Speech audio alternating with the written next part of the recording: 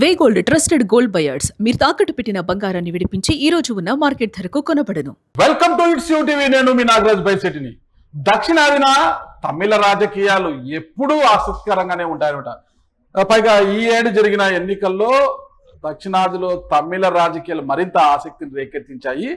6 దశాబ్దాల కాలంగా DMK ADMK మధ్య డి అంటే డి అనే పోటీ ఉండగా ఈసారి మూడవ పార్టీ రావడంతో రాజకీయాలు మరింత ఆసక్తిగా మారిపోయాయి. అయితే ప్రస్తుతము ఎప్పుడు వచ్చినా కూడా డిఎంకే ఏడిఎంకే గురించే చర్చ జరుగుతుంది. ఇప్పుడు మాత్రము తమిళనాట ముగ్గురు హీరోలు అంటే ముగ్గురు తమిళ హీరోల మధ్యన అంటే రజనీకాంత్, కమల్ హాసన్, తలపతి విజయ్ ఈ ముగ్గురు మధ్యనే రాజకీయం నడుస్తున్నట్లుగా కనిపిస్తుంది. ఇటీవల రజనీకాంత్ మాజీ ముఖ్యమంత్రి స్టాలిన్ ని కలవడము ఒక ఎత్తు అయితే అది ఒక పెద్ద చర్చగా మారిపోయింది. మరోవైపు విజయ్ సీఎం అయితే నేనెందుకు ఈర్షపడతా, కమల్ హాసన్ సీఎం అయి ఉంటే నేను ఈర్షపడేవాడిని అని రజనీకాంత్ అన్న మాటల వెనుకున్న ఆంతర్యం ఏంటి? విజయ్ సీఎం అయితే ఈర్షలేదు, మరి కమల్ సీఎం అయితే ఆయన ఎందుకు ఈర్షపడతాడు? అసలు ఏం జరుగుతుంది తమిళనాట అన్న వివరాలు తెలుసుకోవడానికి మనతో ఉన్నారు its TV CEO political analyst Shivarachanna గారు. నమస్తే రాచన్న గారు. నమస్తే. అసలు ఏం జరుగుతుందంటే మామూలుగా దక్షిణాదిలో మనం తీసుకుంటే అన్ని రాష్ట్రాలు ఉంటే తమిళనాట రాజకీయాలు ఎప్పుడు కూడా ఆసక్తికరంగా ఎందుకంటే వాళ్ళ ఉచితాలు కావచ్చు, వారి ఎన్నికల సమయంలో ఇచ్చే తాయిలాలు కావచ్చు, చాలా డిఫరెంట్గా ఉంటాయి. తాయిలాలు ఇవ్వడం నేర్పిందే తమిళ రాజకీయాలు, ఏపీ వారికి కూడా, ఏపీ రాజకీయాలకు, ఏపీ రాజకీయ నాయకులకి అక్కడి నుంచే వలస వచ్చింది అనుకోవచ్చు ఇక్కడికి. మరి ఈసారి చాలా ఆసక్తిని రేకెత్తించాయి. డిఎంకే ఏడిఎంకే కాకుండా ఇప్పుడు అది అటుపోయి ఇటుపోయి తమిళ హీరోల మధ్య తిరుగుతుంది. టీవీకే ప్లస్ రజనీకాంత్ ఇక్కడ కమల్ ఈ మధ్య తిరుగుతుంది. ఏం కారణం ఏమంటారు అసలుకి? ఒకటే కారణము, ఒక ఫోటో ఏదైతే హంగ్ అసెంబ్లీ మే 4వ తారీఖున ఫలితాలు వచ్చి విజయ్ 108 సీట్లు, డిఎంకే కూటమి 73, అన్నాడీఎంకే కూటమి 53, కావాల్సిన 118 కన్నా 10 సీట్లు తక్కువ ఉన్నప్పుడు మ్యాజిక్ ఫిగర్ ఎవరికి లేదు. గవర్నర్ జనరల్ గా ఏంటంటే సింగిల్ లార్జెస్ట్ పార్టీని పిలవాలి, అలా కాకుండా నాకు అందరి మద్దతు చూపించు అని చెప్పడంతో ఒక 2-3 రోజులు డ్రామా జరిగింది. ఒకేసారి బలంతో చెప్పారు, నిరూపించుకుంటానని. జరుగుతున్న సందర్భంలో రజనీకాంత్ స్టాలిన్ ఇంట్లో కనపడటము, స్టాలిన్ తో కలవటంతోనే ఒక రకమైన ఏమంటారు కొత్త చర్చకు దారితీసింది అనమాట. ఏంటి కొత్తది ఊహించింది ఏమైనా జరుగుతుందా అనేది జరుగుతుంది. మీడియాలో రాసింది ఏంటంటే డిఎంకే అన్నా డిఎంకేలను కలిపి, వీళ్ళిద్దరిని కలిపి మధ్యలో రజనీకాంత్ సీఎం అవుతాడని చెప్పి మీడియాలో వార్తలు రావడంతో ఆ రోజు మే 5-6 తారీఖులు వచ్చింది. దాదాపు 10 రోజుల తర్వాత ఈ రోజు రజనీకాంత్ వచ్చి మాట్లాడటం జరిగింది అనమాట. 2-3 రోజులు చర్చ జరిగింది లేదు, డిఎంకే అన్నా డిఎంకే కలుస్తున్నాయి. మే 6, 7, 8, 3 తారీఖులలో కూడా బాగా చర్చ జరిగింది. విజయ్ కానివ్వము మా ఉంటే నేను లేదా మీరు అన్నట్టుగా 6 దశాబ్దాలు 1967 నుంచి 2026 59 సంవత్సరాలలో అయితే డిఎంకే లేకుంటే అన్నా డిఎంకే. ఒకే ఒక్కసారి అన్నా డిఎంకే తిరిగి రెండోసారి గెలిచింది 2011, 2016 జయలలిత గెలిచింది. మళ్ళీ ఆ మధ్యలో ఎవరు కూడా అంటే 1984లో ఎంజీఆర్ గెలిచాడు వరుసగా. ఎంజీఆర్ పార్టీ 77, 80, 84 3 సార్లు గెలిచింది. ఆ 84 ఎన్నికల తర్వాత నుంచి ప్రతిసారి పార్టీ మారుతూ వస్తుంది, అధికారం మారుతూ వస్తుంది, with exception of 2016 Jayalalithaa. So ఈసారి కూడా అట్లా మన ఇద్దరమే ఉండాలి, మూడో పార్టీ ఉండడం ఎందుకు, కాబట్టి ముందు మనం గవర్నమెంట్ ఫామ్ చేద్దామని వెనక రజనీకాంతే పావులు గడిపాడు. సో ఇద్దరికి ఆమోద్యకమైంది. ఇప్పుడు స్టాలిన్ సీఎం అవుతారంటే ఎడపడి పళనిస్వామి ఒప్పుకోడు, పళనిస్వామి అవుతానంటే స్టాలిన్ ఒప్పుకోడు. కాబట్టి వీళ్ళిద్దరికి ఆమోద్యంగా మధ్య పర్సన్ గా రజనీకాంతం చేస్తే ఎట్లా ఉంటది అన్న ఒక అది మీడియా వార్త వండింది అనుకోండి, లేక నిజంగా ఇలా కలయికని ఊహాగానాలు అనుకోండి. ఇదైతే జరిగింది వాస్తవం. ఆ రోజు రజనీకాంత్ సైలెంట్ గా ఉన్నాడు. రజనీకాంత్ ఎందుకు కలవాల్సి వచ్చింది అసలు? స్టాలిన్ అంత అవసరం ఏముంది? సో అవసరం ఉందని చెప్పాల్సిన అవసరం. రజనీకాంత్ ఈజ్ ఏమన్నాడు, నాకు చాలా చిరకాల మిత్రుడు, దాదాపు ఒకే వయసు వాళ్ళం. రజనీకాంత్ 75 ఉంటే నేను 72, 73 ఉంది. చిరకాల మిత్రులను ఆయన ఓడిపోయినాడు కాబట్టి నేను సానుభూతి తెలపడానికి పోయాను అన్నాడు. సరే దాన్ని కాదనలేము, నువ్వు ఎందుకు ఇప్పుడే పోయాను అడగలేము. ఆయన ఓడిపోయినాడు కాబట్టి బాధలో ఉన్నప్పుడే పోవాలి, దాన్ని కాదనలేము. అయితే ఆ రోజు ఆయన చెప్పుండొచ్చు, ఆ రోజు ఆయన చెప్పకుండా నిన్న చెప్పాడు ఏమని, విజయ్ నాకు ఎప్పటికీ పోటీ కాదు, విజయ్ నాకన్నా 28 ఏళ్ళు చిన్న. అదే కమల్ హాసన్ గనక సీఎం అయితే నేను అసూయను ఈర్షణ పడేవాడిని, విజయ్ చూస్తే నాకు ఎందుకు వస్తుంది, విజయ్ నాకు ఎప్పటికీ పోటీ కాదు. అంటే వయసు 2 తరాలు, కమల్ రజనీ దాదాపు 80 నుంచి 2004-5 వరకు వాళ్ళదే డామినేషన్ ఉంది. ఆ తర్వాత విజయ్, ఇప్పుడు కమల్ హాసన్ అందరికన్నా పాపులర్ హీరో, ఎక్కువ హిట్లు ఉంటాయి రజనీకాంత్ కన్నా, కానీ ఈ was not a mass hero, number 1 hero ఎప్పుడు కాదు. హిట్లున్న ఫ్లాప్లున్న రజనీకాంత్ ఒక 25 ఏళ్ల పాటు నెంబర్ 1 హీరో. ఆయన తిరుగులేని నాయకుడిగా ఉన్నాడు. ఆయన అనేక సందర్భాల్లో పార్టీ పెడతానప్పుడు ఆయన పెట్టలేదు. సో 2015లో ఒకసారి చెప్పడం జరిగింది.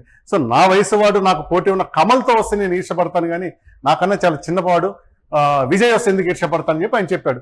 సరే అది కూడా కొంతవరకు అంగీకరించదగిందే. కానీ రజనీ ఏమి చేసినా కానీ దాంట్లో ఏదో రకమైన నిగూఢమైనది ఉంటుందనేది మొదటి నుంచి ఉండటం వల్ల ఈ వ్యాఖ్యల మీద ఇంకెక్కువ చర్చ జరుగుతుంది. అసలు విజయ్ సీఎం అయితే ఈర్ష్య ఉండదు, కమల్ సీఎం అయితే ఈర్ష్య ఎందుకు? ఆయన కూడా సహ నటుడే కదా. సమ వయస్కులము, ఇద్దరం పోటీపడి సినిమాలు చేసాము, కలిసి చేసాము. ఇప్పుడు కమల్ హాసన్ సూపర్ స్టార్ ఉన్నప్పుడు రజనీకాంత్ సైడ్ క్యారెక్టర్లు చేశాడు. కమల్ హాసన్ హీరోగా ఉన్నప్పుడు రజనీకాంత్ చాలా చిన్న క్యారెక్టర్లు చాలా సినిమాలు చేశాడు కదా. కానీ వయసు రీతి ఒకే జనరేషన్ వాళ్ళము, ఒకే టైంలో ఉన్నాం కాబట్టి నాకు కమల్తో ఉంటది, కానీ నాకన్నా 30-25 ఏళ్ళు చిన్నోడితో నాకు ఎందుకు చెప్పడం ఆయన ఉద్దేశం. అది ఇంకొకటి కూడా చెప్పాలి, విజయ్ తిరుగులేని సూపర్ స్టార్ ఏం కాదు. విజయ్కి ఎంత ఫాలోయింగ్ ఉందో అజిత్ ఫ్యాన్స్, అజిత్ ఫ్యాన్స్ అజిత్ ఉంటుంది. సూర్య వీళ్ళిద్దరి మధ్యలో పోటీ పడకపోయినా సూర్యకి ఆయన ఓన్ ఫ్యాన్ వ్యాస్ ఉంటది. వీళ్ళకన్నా కొంచెం ముందు విక్రమ్ ఉంటాడు. వీళ్ళేమి రజనీకాంత్ లాగా తిరుగులేని హీరో ఏం కాదు కదా. కానీ తొలి ప్రయత్నంలోనే పార్టీ పెట్టి తొలి ప్రయత్నంలోనే తలపతి విజయ్ సీఎం అయిపోయాడు కదా. అంటే ఇక్కడ ఆయన గొప్పతనాన్ని మెచ్చుకోవచ్చు కదా. ఇక్కడ తమిళనాడు తీసుకుని చాలా మంది పార్టీలు పెట్టారు, ఓకేనా. ప్రభాకర్ అనుకుంటా, ప్రభాకర్ పెట్టి విజయకాంత్ ఒక కొంతవరకు సక్సెస్ అయ్యాడని చెప్పుకోవచ్చు మనము. ఆ తర్వాత పార్టీలో కమల్ హాసన్ సక్సెస్ కాలేదు, రజనీకాంత్ పార్టీ పెడతానని మళ్ళా వెనక్కి వెళ్ళిపోయాడంటే. కానీ తలపతి విజయ్ అలా కాదు కదా, పార్టీ పెట్టాడు, ప్రజల్లోకి వచ్చాడు, సీఎం అయిపోయాడు అనమాట. అప్పుడు ఇక్కడ విజయ్ గొప్పతనాన్ని మనం కీర్తించాల్సిందే కదా. ఖచ్చితంగా విజయ్ సినిమాల్లో సూపర్ హీరో కాకపోవచ్చు ఆయన రజనీకాంత్ తో పోల్చుకుంటే, కానీ రాజకీయాల్లో సూపర్ హీరో నిరూపించాడు. ఖచ్చితంగా కమల్ హాసన్ రాజకీయాల్లో ఫెయిల్ అయినా ప్రయత్నం చేశాడు కాబట్టి అప్రిషియేట్ చేయాలి.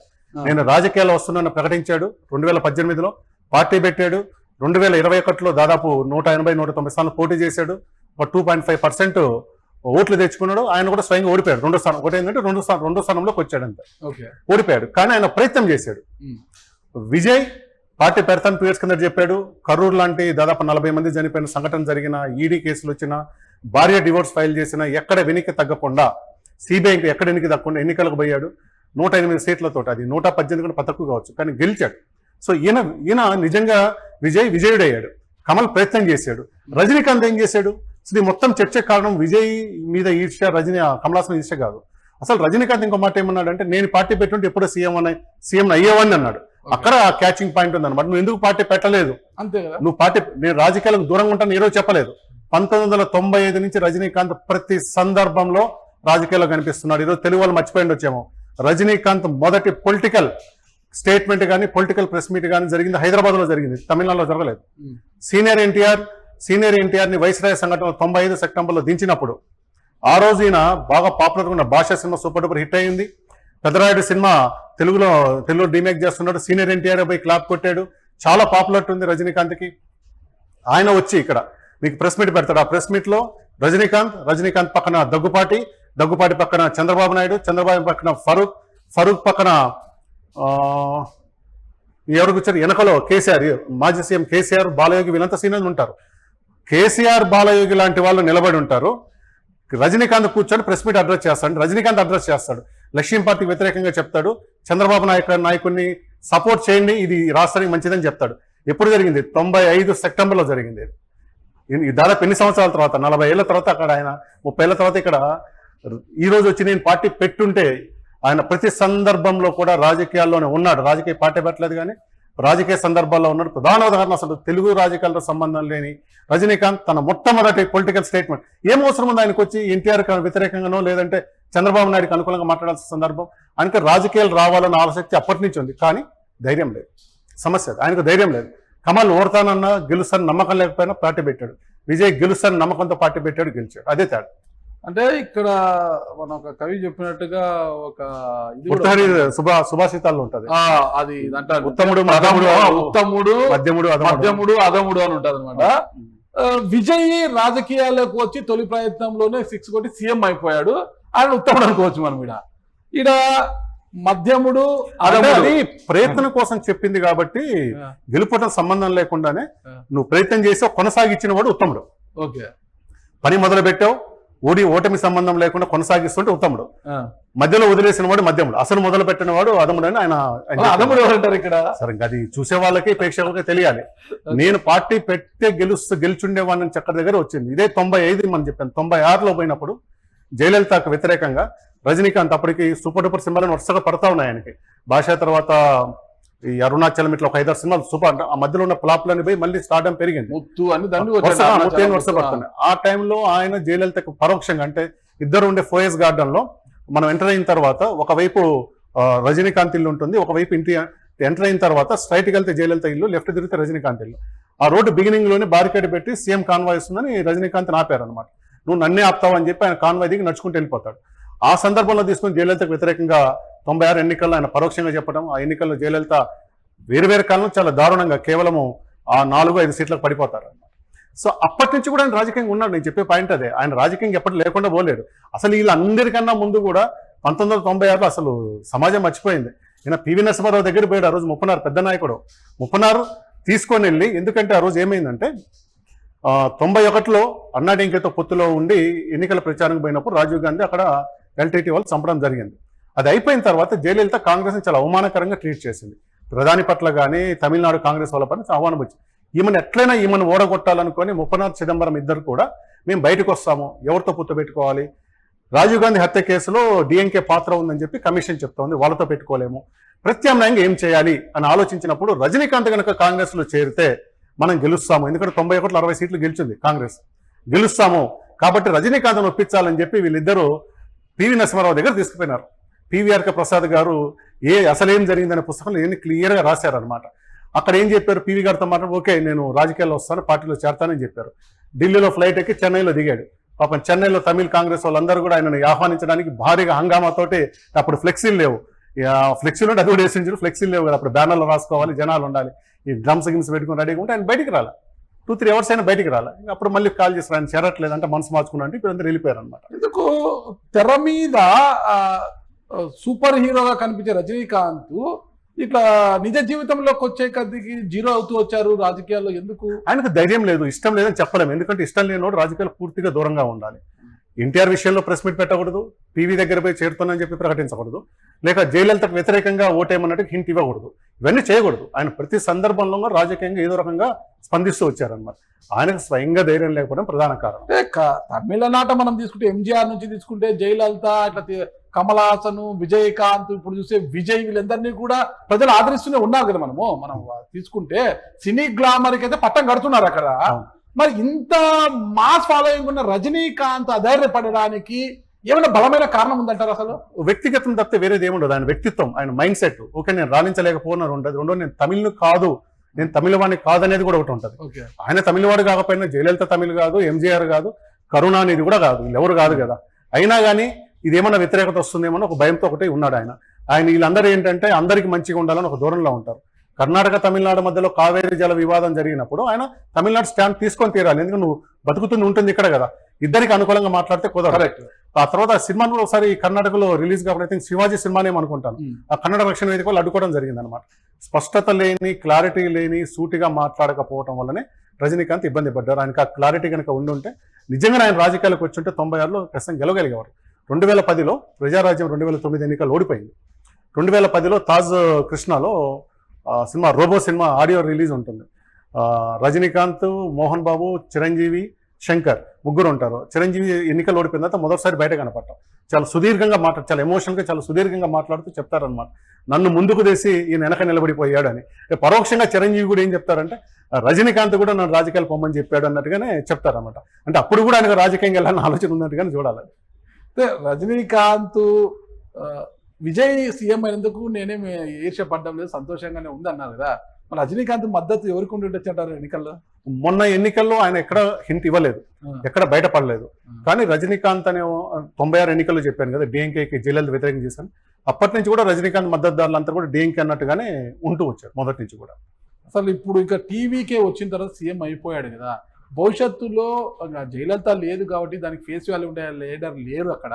ఇక్కడంటే స్టాలిన్, తాగిన తర్వాత ఉదయనిధి స్టాలిన్ ఉన్నాడు, 3 సార్లు ఎమ్మెల్యే ఉన్నాడు కాబట్టి ఎమ్మెల్యే ఉన్నాడు, మంత్రిగా చేశాడు కాబట్టి వారసుడు ఉన్నాడు, సినీ గ్లామర్ కూడా కొంత ఉంది. ఇప్పుడు ఏడీఎంకే పరిస్థితి ఏమో అక్కడ, అసలు అక్కడ గ్లామర్ ఉన్న ఫేస్ ఒకటి లేదు. రజనీకాంత్ ఇక్కడ కూడా ఒకటి ఆలోచించారు. 2015లో జయలలిత చనిపోయిన తర్వాత ఆమె ప్రాంతంగా ఆర్కే నగర్ బై ఎలక్షన్ వచ్చింది.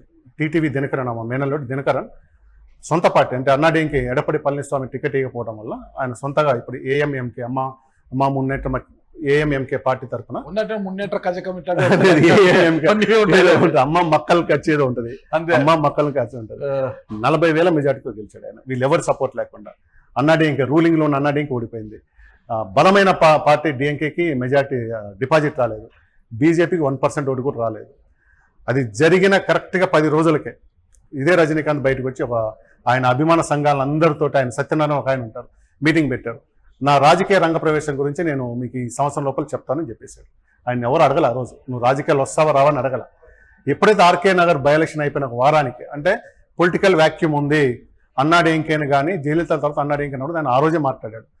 కరెక్ట్గా ఆయన చెప్పినట్టుగానే 2020 డిసెంబర్ 20వ తారీఖున నేను రాజకీయాల్లో వస్తున్నాను, నా పార్టీ అనౌన్స్ చేస్తున్నానని చెప్పాడు. 2017 డిసెంబర్లోనేమో నేను రాజకీయ రంగ ప్రవేశం గురించి తొందరలో చెప్తానని చెప్పాడు. ఒక 3 ఏళ్ల తర్వాత, ఎందుకంటే 2021 ఏప్రిల్ మేలో ఎన్నికలు వస్తాయి కాబట్టి డిసెంబర్లో నేను రాజకీయాల్లో వస్తున్నానని ప్రకటించాడు. కరెక్ట్గా 9 రోజుల్లో డిసెంబర్ 29, 2020 3 పేజీల లెటర్ రాశాడు. నేను రాజకీయాల్లోకి రావట్లేదు, ప్రధానమైన కారణం నేను రాజకీయాల్లోకి వస్తే ఈ సభలో ఇక్కడ జరిగేటప్పుడు తొక్కిసలాట జరుగుతుంది, ఇబ్బంది పడతారు. 2 నా ఆరోగ్యరీత్యా కూడా నేను ఎక్కువ పని చేయలేను, కాబట్టి నేను రాజకీయాల్లోకి రావట్లేదు అని చెప్పి ఆయన వారం రోజుల్లోనే మనసు మార్చుకుని చెప్పిన. ప్రతిసారి మనసు మార్చుకుంటే ప్రజల విశ్వాసం కోల్పోవడం. అదే దానివల్లనే రజనీకాంత్ ఎవరు పొలిటికల్ సీరియస్ తీసుకోవట్లేదు. నేను పెట్టి ఉంటే అంటే నువ్వు పెట్టలేదు, నువ్వు ఇన్ని సందర్భాల్లో రాజకీయ ఆలోచన ఉంది, రాజకీయ కోరిక ఉంది, ఏదో రూపంలో నువ్వు ఉన్నావు. జయలలిత చనిపోయిన తర్వాత నీకు రావాలని అనిపించింది. నువ్వు ఎవరి ఒత్తిడికి తలొగ్గావు ఆ రోజు? 2014లో ఆ రోజు అంటే గుజరాత్ సీఎంగా ఉన్న మోడీ గారు, అంటే కాబోయే భావి ప్రధానిగా ఉన్న మోడీ గారు రజనీకాంత్ ఇంటికి వెళ్ళారు. అంటే వాళ్ళొక క్యాంపెయిన్, మీరు మీ మద్దతు ప్రత్యక్షంగా లేకపోయినా పరోక్షంగా మాకు ఉంటుంది అని ఒక PR క్యాంపెయిన్లో భాగంగా రజనీకాంత్కి ఇంటికి వెళ్ళి శాల్వాతో కప్పించుకొని అదొక బాగా పబ్లిసిటీ చేశారు. అంటే రజనీకాంత్ మద్దతు కూడా మోడీకి ఉంటుంది, రాహుల్ గాంధీ సోనియా గాంధీ వాళ్ళ ఇంటికి పోలేదు కదా, అది ఉంటుంది అన్నట్టు తీసుకొచ్చారు. నువ్వు జయలలిత చనిపోయిన తర్వాత నేను రాజకీయ గురించి చెప్తానన్నావు. 20లో అంటే ఇంకా ఎన్నికల 6 నెలలు ఉండగా డిసెంబర్ 20వ తారీఖు 2020న పొలిటికల్ పార్టీ పెడతానన్నావు. 9 రోజుల్లోనే మనసు మార్చుకుని 3 పేజీలు లెటర్ రాసావు. కారణం ఏంటంటే ఈ భారీ జనసందోహాన్ని కంట్రోల్ చేయలేని ప్రమాదాలు జరుగుతాయి, 2 నా ఆరోగ్యం కూడా సరిగా లేదు, నా వయసు కూడా ఎక్కువైపోయింది అని చెప్పావు. ఇంకా మళ్ళీ పార్టీ పెట్టుంటే అనేది హైపోథెటికల్ ఎందుకు? నువ్వు పెట్టుంటే 96లో పెట్టి ఉండొచ్చు, 2021లో ఖచ్చితంగా పెట్టి ఉండొచ్చు, ఈ మధ్యలో కూడా అంటే మీకు 96 తర్వాత 2001లో కానీ ఇక్కడ కానీ పెట్టి ఉండొచ్చు. ఎందుకంటే జయలలిత మీద విపరీతమైన వ్యతిరేకత ఉన్న రోజుల్లో అలా రోజులు పెట్టి ఉండొచ్చు. ఆయనకు పార్టీ పెట్టే ధైర్యం కానీ పార్టీ పెట్టే ఆలోచన కానీ ఒక ఆశ ఉంది. ఆ ఆశని ఒక ఆలోచనగా ఆశయంగా మార్చే శక్తి ఆయన పక్కన లేకపోవడం ఆయన నష్టపోయాడు. వేరేజ్ విజయ్ నిజంగా పోల్చుకున్నప్పుడు గ్రౌండ్ అంత పెద్ద బలమైన నాయకుడేం కాదు. ఆయన గెలిచి ఉండొచ్చు, కేవలం ఆయనతో గెలవటం కాదు, ఈ 2 పార్టీల మీద ఉన్న ఒక రకమైన ఏంటంటే వీళ్ళైనా ఎంతకాలమైన వీళ్ళైనా వీళ్ళకంటే ఆల్టర్నేట్ లేదా, ఈ పార్టీ వాడు ఆ పార్టీలో పోతాడు, ఆ పార్టీ మినిస్టర్ ఈ పార్టీలోకి వస్తాడు, వీళ్ళు పార్టీలు మారుకుంటున్నారు, వీళ్ళు కలిసి వ్యాపారాలు చేసుకుంటున్నారు, వీళ్ళే ఉంటున్నారు, వేరే వాడికి అవకాశం లేదా, ఒక ఆల్టర్నేట్ కోణంలో విజయ్ కనిపించి విజయ్ గెలిచడం జరిగింది అనమాట. అలాంటి ఆల్టర్నేట్ తను ఎప్పుడు అయి ఉండొచ్చు, ఆయనకు ఆ ధైర్యం లేకపోవడం కాలేకపోయాడు. విజయ్ నడిపించిన వాళ్ళు ఎవరు? ఆయనకన్నా చిన్న వయసు ఉన్న వాళ్ళు, ఆయన స్నేహితులు జ్ఞానారోగ్య స్వామి ఉన్నాడు, అదో అర్జున్ రోజు మినిస్టర్ అయ్యారు. వీళ్ళిద్దరు విజయ్, ఆయన ప్రశాంత్ కిషోర్ వచ్చి నా బ్రదర్ అన్నా కానీ విజయ్ ఒప్పుకోలేదు. నీ స్ట్రాటజీ నాకు అవసరం లేదు, నా స్ట్రాటజీస్ నాకు ఉన్నారని చెప్పుకొని జ్ఞానారోగ్య స్వామిని, అదో అర్జున్ని, వాళ్ళిద్దరి ఏమంటారు మోటివేషన్ అనుకోండి, మెంటర్షిప్ అనుకోండి, అందరూ ఒక టీమ్గా కూర్చొని పనిచేసుకున్నారు. ఈరోజు వాళ్ళు విజయం సాధించారు. అలాంటి రజనీకాంత్ పక్కన అలాంటి మిత్రుడు లేడు. రజనీకాంత్ పక్కన ఆయన సెక్రటరీగా ఉండేవాడు సత్యనారాయణ, అన్ని సంఘాలకు కార్యదర్శులు వాళ్ళే ఉంటారు, వాళ్ళే ఉన్నారు. కానీ ఏ ఇంటలెక్చువల్ కానీ ఏ రాజకీయంగా సైద్ధాంతికంగా బలం ఉన్నవాడుగా రజనీకాంత్ పక్కన లేడు. రజనీకాంత్ వాళ్ళు ఎవరిని తీసుకురాలా, అందుకే అక్కడ ఫెయిల్ అయ్యాడు. ఒక గురుమూర్తో, ఒక మోహన్ గురుస్వామి, ఇంకొకళ్ళు ఎవరైనా కనుక రజనీకాంత్ మాట్లాడుకొని ఉంటే ఆయన కూడా రాజకీయాల్లో వచ్చినప్పుడు ఖచ్చితంగా హిట్ అయ్యి ఉండేవాడు. ఓకే, మీరేమో విజయ్ని ముందుకు నడిపించింది వాళ్ళ మిత్రులు, ఆయన చిన్న వయసు అంటే ఆయనకున్న ఆశయాన్ని ఒక ఆశయంగా మలిచారు, దాన్ని లక్ష్యంగా మలిచి పోరాడారు. మీరు అలా చెప్తుంటే మన ఏపీలో వైసీపీలో జగన్ బొమ్మ పెట్టుకుని గెలిచాడు విజయ్, జగన్ బొమ్మతో గెలిచాడు అంటున్నారు. అది సోషల్ మీడియా వరకే కానీ ఈవెన్ జగన్మోహన్ రెడ్డి గారు కానీ ఆ పార్టీలో సీనియర్స్ ఉన్న సజ్జల గారు ఎవరు మాట్లాడలేదు. సోషల్ మీడియాలో ఏంటంటే ఎవరు క్యాంపెయిన్ వాళ్ళు చేసుకుంటారు. మీకు ఆంధ్రప్రదేశ్లో ఉన్నది ఏంటంటే ప్రపంచంలో ఏం జరిగినా కానీ 2 పార్టీలు టీడీపీ వైసీపీ మా వాళ్ళని చెప్పుకుంటాయి. విజయ్ బొమ్మ ఒక అభిమానం వచ్చి ర్యాలీలో ఇచ్చాడు, ఫోటో పట్టుకున్నాడు, అంటే ఒక చోట జరిగింది, ప్రతి చోట ఆయన పెట్టిపోలేదు. ప్లస్ అది ఏంటంటే ఈవెన్ వైసీపీ సీనియర్స్ కూడా ఎవరో మాట్లాడరు. ఎందుకంటే జగన్మోహన్ రెడ్డికి ఆంధ్రప్రదేశ్లో ఉన్న ప్రభావం తమిళనాడులో ఉండదు. తమిళనాడులో కొంత అభిమానం, ఎందుకంటే తెలుగు వాళ్ళు ఉన్న దగ్గర ఈ రెండు పార్టీలకు అంత కొంత ఉంటుంది కానీ అదేం పెద్ద సోషల్ మీడియా ప్రచారంగా చూడడం దాన్ని సీరియస్గా తీసుకోవాల్సినంత అవసరమే లేదు. చంద్రబాబు నాయుడు గారు పోయారు, అక్కడ ప్రచారం చేశారు, అక్కడ ఎవరు గెలవాలి, ఈవెన్ బీజేపీ అధ్యక్షుడు సత్తో నుంచి నయనాల్ నాగేంద్ర పూర్తి చేస్తున్నారు. నేను చెప్పేది అదే, వీళ్ళు ఏంటంటే ఒక కట్టసిగా ప్రచారంకి వెళ్తారు తప్పితే వీళ్ళ వల్ల ఫలితాలే మారవు. ఇక్కడ ఒక ఏ రాష్ట్రంలోనైనా ఆ రాష్ట్ర రాజకీయ పరిస్థితులు గెలుపోవటంలు ఉంటాయి కానీ బయట నుంచి తీసే వాళ్ళు ఏమి ఉండదు. కరెక్ట్. ఇక్కడ ఒక విషయం నాకు గుర్తుకొస్తుంది.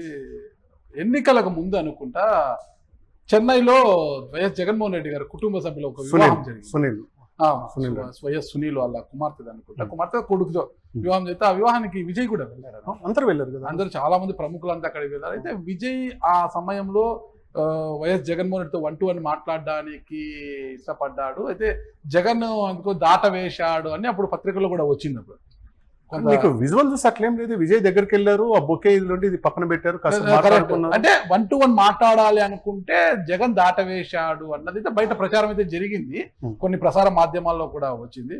అయితే ఈ రోజు మరి విజయ్ సీఎం అయినాక జగన్మోహన్ రెడ్డి ఫోన్ చేసి మాట్లాడాడు అంటారు అనమాట. ఖచ్చితంగా మాట్లాడతారు, కంగ్రాచులేట్ చేస్తారు. ఆ రోజు అంటే మాట్లాడడానికి కాస్త అటు ఇటు అయ్యాడు, అది నేను అనుకోనండి. తమిళనాడు వరకు జగన్మోహన్ రెడ్డి గారి కానీ రాజశేఖర రెడ్డి అత్యంత సన్నిహితులు ఎవరంటే స్టాలిన్ కుటుంబం. స్టాలిన్ తోటి బలమైన సంబంధాలు మొదటి నుంచి కూడా ఉన్నాయి. విజయ్ ఇప్పుడు వచ్చాడు. ఇప్పుడు మీకు తెలిసింది కదా, జగన్మోహన్ రెడ్డి హీరో సూర్య ఫ్రెండ్స్, వాళ్ళిద్దరు కలిసి పులివెందుల్లో ఒక మిల్ కూడా పెట్టారు కదా, ఆ ఓపెనింగ్ కి సూర్య కూడా వచ్చాడు. Vijay was never friend of Jagan. జగన్కి ఇప్పుడు మిత్రుడు కాదు. రాజకీయంగా కానీ కుటుంబ పరంగా కానీ స్టాలిన్ తోటి మంచి సంబంధాలు ఉండే. దానికి స్టాలిన్ కూడా వచ్చారు, స్టాలిన్తో కూడా మాట్లాడారు కదా. జగన్మోహన్ రెడ్డి మాట్లాడడానికి ఇష్టపడలేదు అనేది ఖచ్చితంగా మీడియా ప్రచారమే కానీ విజువల్ మనం చూసే విజువల్ మాట్లాడుకున్నారు. ఈ రోజు గెలిచేది కంగ్రాచులేట్ చేయడం అనేది కట్టసే అనమాట. ఒక రాష్ట్రంలో సీఎం గెలిచినప్పుడు అభినందనలు చెప్తారు. విజయ్ అయితే జగన్మోహన్ రెడ్డి గారు ఒకే ట్వీట్ లో అందరికీ గెలిచిన వాళ్ళకి ఓడిపోయిన వాళ్ళు, గెలిచిన వాళ్ళకి అభినందనలు, ఓడిపోయిన సానుభూతి చెప్పాడు.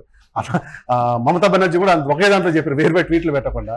కాబట్టి అదేం పెద్ద మరీ ప్రత్యేకంగా చూడాల్సిన అంశం ఏం కాదు. ఓకే, ఇక్కడ చివరికి తీసుకుంటే ఎట్టకేలకు అంటే డిఎంకే ఏడిఎంకే కాకుండా టీవీకేకి పట్టం కదా, అది కూడా పూర్తి మెజార్టీ రాలేదు. 108 స్థానాలతో అజేయంగా నిలిచడంతో గవర్నర్ పూర్తి మద్దతుతో పూర్తి బలం నిరూపించుకోవాలి. అంటే గవర్నమెంట్ ఏర్పాటు చేసిన తర్వాత సమయం మామూలుగా 1 రోజు నుంచి 30 రోజుల వరకు గవర్నర్ విచక్షణ అధికారం ఎన్ని రోజులైనా సమయం ఇవ్వచ్చు అనమాట బల నిరూపణ కోసం. అది 1 రోజు నుంచి 30 రోజులకు ఆయన ఇష్టం అది, ఓకేనా. లేదంటే మొదలు ప్రొటెం స్పీకర్ని పెట్టి మొదటి అసెంబ్లీ సమావేశంలో బల నిరూపణ చేసుకోవాలన్నమాట. అలా కాకుండా అలా ఒప్పుకొని పూర్తి మెజార్టీతో వస్తేనే ప్రభుత్వ ఏర్పాటుకి అనుమతిస్తానన్నమాట. ఆ సమయంలో చాలా ఉత్కంఠ కూడా రేగింది. అది విజయ్ గెలిచినా కూడా కేంద్రం ఆడిస్తుంది.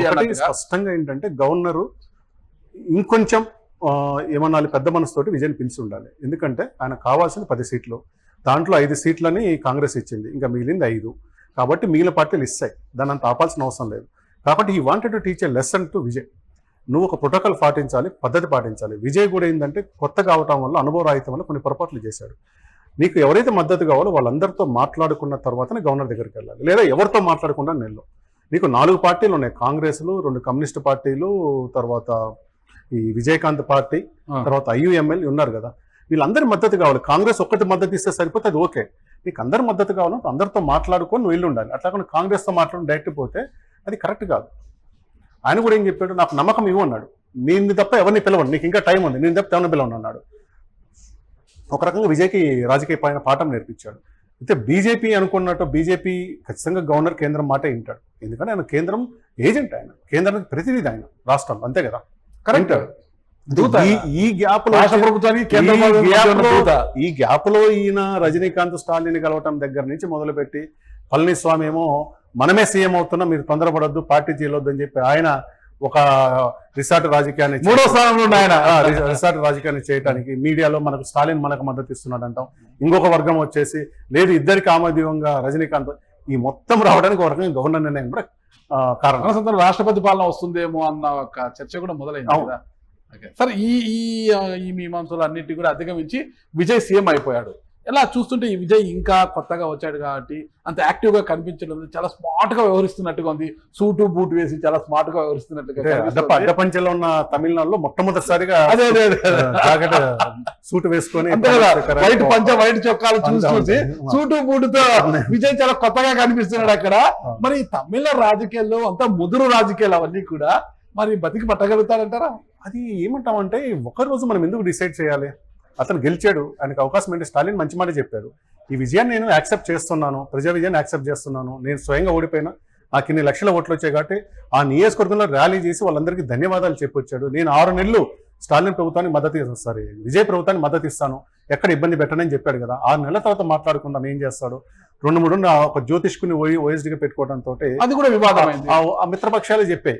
ఈవెన్ విజయకాంత్ వీళ్ళందరూ కూడా ఆస్తికులే, దేవుణ్ణి జ్యోతిని నమ్మే వాళ్ళైనా పాలనలోకి నీ వ్యక్తిగత విషయాలు తీసుకురావద్దు అనేసరికి ఆయన కూడా తగ్గి తీసిచ్చాడు. వన్ సైడ్ అంటే ఏంటి, విజయ్ కూడా నేర్చుకోవడం రెడీగా ఉన్నాడు ఒక ఇండికేషన్. అంతే కదా, నా ఇష్టం అని చెప్పకుండా నేర్చుకోవడానికి ఒక ఇండికేషన్, మిత్రపక్షాల మాటలు నేను గౌరవిస్తాను చెప్పడం ఇండికేషన్. నేర్చుకుంటాడు, ఆయన పక్కన బాగానే ఉంది. నాకు తెలిసి ఆయన టీం కూడా బాగానే బిల్డ్ చేసుకుంటున్నాడు. అయితే ఆర్థిక పరిస్థితుల రీత్యా వచ్చినప్పుడు అందరు చెప్పినట్టుగానే ఖజానా ఖాళీ అన్నాడు. స్టాలిన్ చెప్పాడు ఖజానా ఖాళీగా లేదు, ఇగో డబ్బులు ఇక్కడ ఉన్నాయి, ఇలా తెచ్చుకోవచ్చు అని చెప్పి స్టాలిన్ కూడా చెప్పాడు. ఒక రకంగా అందరము వేరే రాష్ట్రాలతో పోల్చుకున్నప్పుడు విజయ్ తొందరపాటు వేస్తాడు, ఖజానా ఖాళీ ఉందనటం. స్టాలిన్ చెప్పి ఖజానా ఖాళీ లేదు బాబు, డబ్బులు ఇక్కడ ఉన్నాయి, దీన్ని జాగ్రత్త వాడుకొని చెప్పాడు. ఎంత మెచ్యూరిటీ జనాలు దాన్ని యాక్సెప్ట్ చేస్తున్నారు స్టాలిన్. ఇప్పుడు అయ్యో స్టాలిన్ ఓడిపోయాడు కానీ పెద్దరికంగా ఉన్నాడు కదా, దాన్ని యాక్సెప్ట్ చేస్తున్నాడు. ప్లస్ విజయ్ కూడా ఒక మంచి పని చేశాడు. ఈ గవర్నర్ ఒత్తిడి చేసినప్పుడు పార్టీలను చీల్చకుండా వీళ్ళని తెచ్చుకున్నాడు. ఎందుకంటే అన్నాడీఎంకే చీలిపోవడం రెడీగా ఉంది తెలుసు. అన్నాడీఎంకే నుంచి గెలిచిన అదవ్ అర్జున్ టీవీకేలో నెంబర్ 2 ఉన్న ఈరోజు మంత్రి కూడా ఆయన సొంత అత్తగారు లీమా జోసెఫ్ ఆమె అన్నాడీఎంకే నుంచి గెలిచింది. ఆమె కొడుకు పాండిచేరిలో సొంత పార్టీ ఐజేకే నుంచి కానీ 3 కుటుంబంలో 3 పార్టీలు 3 ఎమ్మెల్యేలు పాండిచేరిలో రిసార్ట్ రాజకీయం చేస్తున్నప్పుడు ఈయన తొందరపల్ల. ఈయన తీసుకున్న తర్వాతనే వాళ్ళు మనకు షణ్ముఖం కానీ తర్వాత వేలుమణి ఇద్దరు అన్నాడీఎంకే వాళ్ళు దాదాపు 30 మందిని మమ్మల్ని సపరేట్ గుర్తించమని పోయిందనమాట. అంటే ఒక రకంగా చెడ్డ పేరు లేకుండా, పార్టీ చీల్చి సీఎం అయ్యాడు అన్న చెడ్డ పేరు లేకుండా అంతవరకు జాగ్రత్త పడ్డాడు విజయ్. ఎవరైతే వామపక్షాలు, విజయకాంత్, కాంగ్రెస్ పార్టీ వారిని సపరేట్ తీసుకుని ఈ పార్టీలను ఎప్పుడు డిఎంకే ఎప్పుడు చీల్చలేదు కూడా, అంటే రాజకీయాలు కొనుగోలు రాజకీయాలు అయితే చేయలేదు. అయితే ఇప్పుడు మంత్రివర్గం కూడా అయిపోయింది. హోము ఇంకా కొన్ని శాఖలు ఆయన దగ్గర విజయ్ దగ్గరే పెట్టుకున్నాడు అంటున్నారు. 9 మందికి ఇచ్చారు, ఇంకా 20 మంది ఉంటారు. మరి హోము విజయ్ దగ్గర పెట్టుకుంటారంటారు చివరి వరకు, ఏమన్నా చెప్పలేము. ఎందుకంటే ఇప్పుడు మనకు రేవంత్ రెడ్డి దగ్గరే చాలా మంది హోమ్ మినిస్టర్లు సీఎంలో పెట్టుకుంటా ఉన్నారు. ముఖ్యంగా దాంట్లో లా అండ్ ఆర్డర్ పెట్టుకుంటున్నారు. వేరే శాఖలు ఎవరికి ఇచ్చినా కానీ ఇప్పుడు ఆంధ్రప్రదేశ్లో అనిత హోమ్ మినిస్టర్గా ఉన్నా కానీ అన్ని శాఖలు ఆమె దగ్గర సీఎం దగ్గర కొన్ని కిటికలు ఉన్నాయన్నమాట. సో ఏం చేస్తారు చూద్దాం. మొత్తం మీద అయితే తమిళ రాజకీయాలు ఆసక్తిని రేకెత్తించాయి. ఇప్పుడు ప్రధానంగా 3 సినీ తారల మధ్యనే రాజకీయం రేకెత్తి, భవిష్యత్తులో కూడా సినీ తారల మధ్య ఎలాంటి పోరు ఉంటుంది, మరి రాజకీయ పార్టీల మధ్య కూడా ఎలాంటి పోరు ఉంటుంది అనేది చూద్దాం. Thank you శివరాచార్య.